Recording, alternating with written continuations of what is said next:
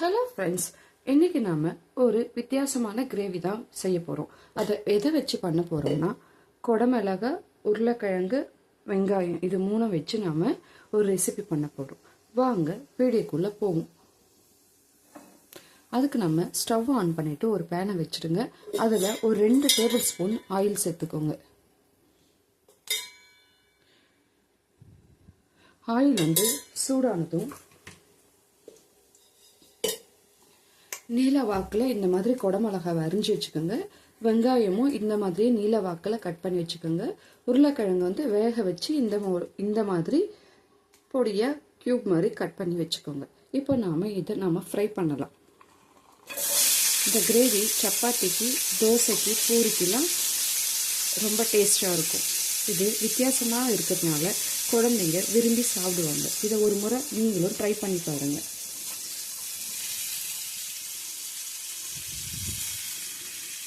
மூணுமே இப்போ நாம் ஒன்றாவே சேர்த்துக்கலாம். இப்போ இதை நீங்கள் ஃப்ரை பண்ணிகிட்டே இருங்க. இது மேலே நாம் கரம் மசாலா சேர்க்கணும்.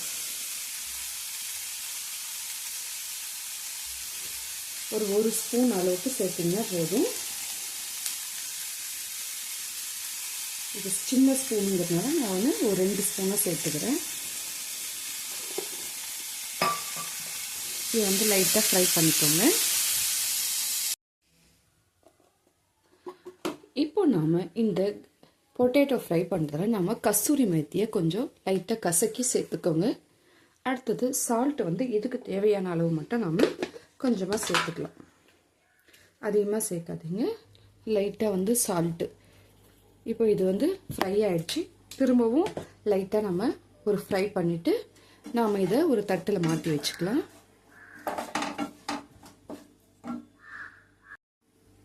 இப்போ நம்ம அதே பேனை வாஷ் பண்ணிட்டு சேர்த்துக்கலாம். ஆயிலை நல்லா ஒரு 4 ஸ்பூன் ஆயில் சேர்த்துக்கோங்க. ஆயில் ஹீட் ஆகட்டும். இப்போ நாம ஆயிலில் இஞ்சி பூண்டு பேஸ்ட் சேர்த்துக்கலாம்.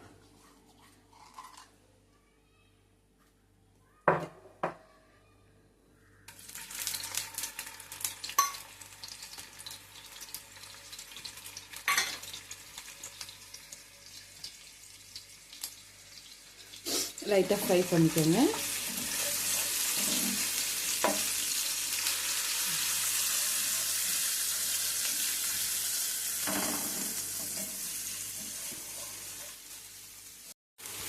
இஞ்சி பூண்டு நல்லா வதங்கிடுச்சு. இப்போ நாம் பொடியாக கட் பண்ணி வச்சுருந்த ஆனியனை சேர்த்துக்கலாம்.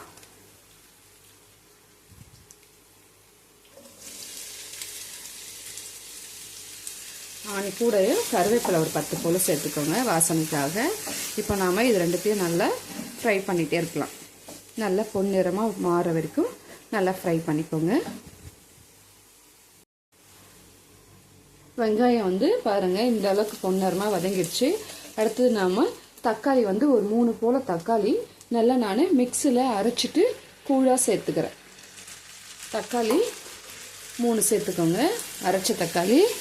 இதுவும் நல்லா ஃப்ரை ஆகட்டும்.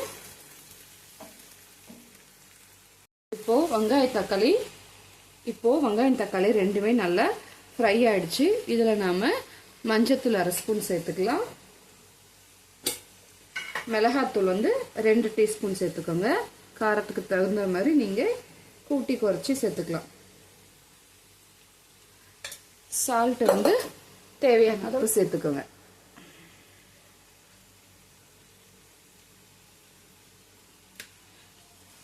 நல்லா மிக்ஸ் பண்ணிக்கோங்க.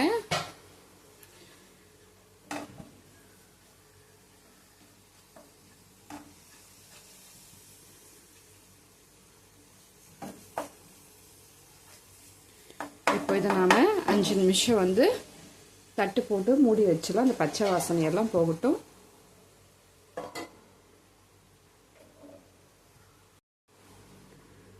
ஒரு 5 நிமிஷம் ஆயிடுச்சு. இப்போ நாம் தட்டை திறந்து பார்த்துக்கலாம்.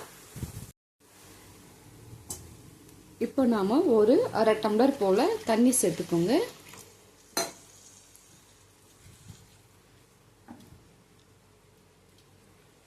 கிரேவி நல்லா கொதிச்சு வரட்டும்.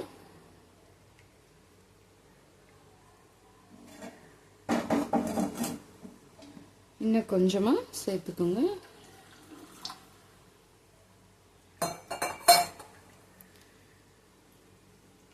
கிரேவி நல்லா கொதிச்சு வரட்டும். நாம் தட்டு போட்டு மூடிடலாம்.